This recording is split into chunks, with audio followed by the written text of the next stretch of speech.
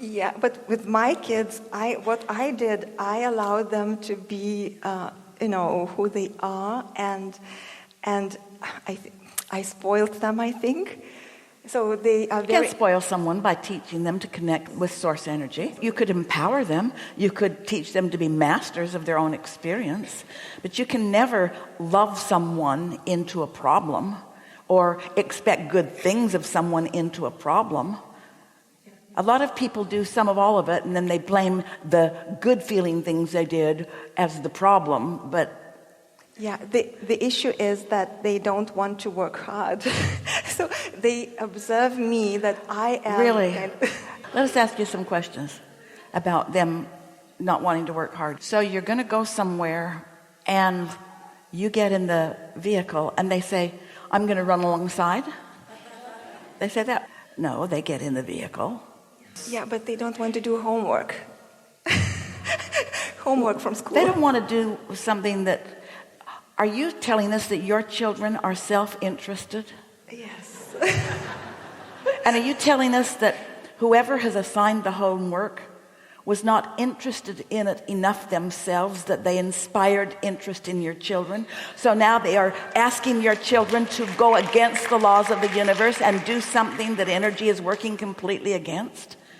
Have you seen your children ever be interested in something because the teacher that exposed them to it was really interested in it? In other words, you teach through the clarity of your example, not through your fists or rules or laws. But if they don't want to do homework, what do I do? Because the teacher told them to do, so what do I do? So let us translate that question into something that is fun. Abraham, do I follow the path of least resistance, or do I follow the path of most resistance? Do I calibrate to something physical that doesn't feel good, or do I calibrate to something non-physical that feels good? So this conversation isn't about what your children are doing or what you say to affect what your children are doing. This conversation, as far as we're concerned, is about what the path of least resistance is for you. What's the path of least resistance for you? Pick a fight with them? Point out that they're lazy? Lay down the law? Ground them? Punish them? So what is it that you really want? Why would you want them to focus on anything? You can call it homework, or you can call it something that they're interested in, a project. Why would you want to focus on anything? Because it's pleasurable, it feels good, it's empowering, it's uplifting, it's fulfilling. Why would you want your children to focus on anything? Because it's empowering, it's fulfilling, it's satisfying, and uplifting. Would you want your children to focus on something that is the opposite of that? But they get the skills, from homework. The skills of writing, doing the exercise. How's it working out? Are you connecting with and utilizing the energy that creates worlds, or are you pinched off from it as you're trying to work it out through words and action? This is the real work. So let's just stay here and let's accomplish a shift in this. So what do you believe about your kids? We'll give you some choices. Do you think that if somebody doesn't push them every step of the way, they will accomplish nothing?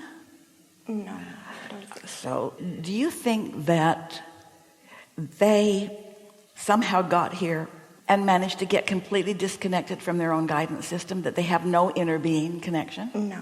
Do you think that you need to be their inner being since they're not doing a good job of connecting with theirs?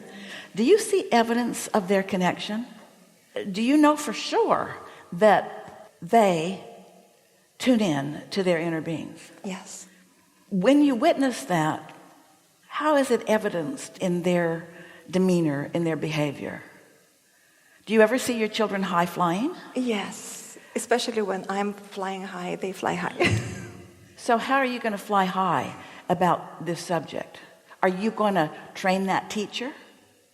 Oh, no, I cannot. Can you defy the laws of the universe? No. Can you teach your children to defy the laws of the universe? So here are your choices. they can choose differently than you think is a good idea. And you can allow the contrast by looking at something that keeps you in alignment, or you can look right at that and feel bad. Yeah, I think I'm comparing with other kids because others are writing nice and, are like really, really good in many things. But my son... But you see what you're doing? This is a good conversation. You're focused on manifested results. If you'll just do what the teacher says that you're supposed to do, then you'll write better and you'll get better grades. But Mom, I don't want to. Well, I want you to want to. But Mom, I don't want to. But I want you to want to. I want you to make yourself like something that you do not like. I want you to disregard your own guidance system and just do what this teacher, and for that matter, anybody else that's bigger and stronger and holds more position. I want you to just do what other people tell you that you should do in order to be on their list of good people. I want to teach you conditional love in this life. Now we know, we got as strong as we could on that because we know, you don't want any of that. So what is it that you do want? I want my children to tune into their guidance. I want them to know the difference between when they're in the flow and when they're not. I want them to recognize an inspired moment. I want them to recognize the difference between doing something because somebody said I should, for the mark on the chart, and doing something because my inner being is focused on it and I'm a cooperative component and I'm being called into the power of the energy that creates worlds and I can feel myself empowered in this moment. Which do you want for your children? And we're not saying the teacher is bad. We're not even saying the teacher is wrong. We're saying that you got to let loose of needing to control behavior so that you can feel better, or needing to control somebody else's behavior so that they can get the results that you think that they should get. That's what we were talking about, self-interest. Do your children have more than one teacher? Yes.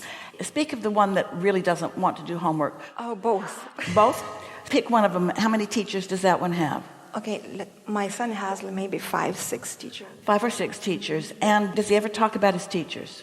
Are some of his teachers inspiring? Yes. Are some of them not? So the ones that are inspiring aren't the ones we're talking about here, are they? Yeah. So the ones that are not inspiring are the ones we're talking about. So this whole conversation is this. Abraham, my son, brilliant and often connected, tuned in, tapped in, turned on, has a teacher who is not, who is going about life the hard way. Should I teach my son to follow that teacher the hard way? Or should I encourage my son to follow the path of least resistance?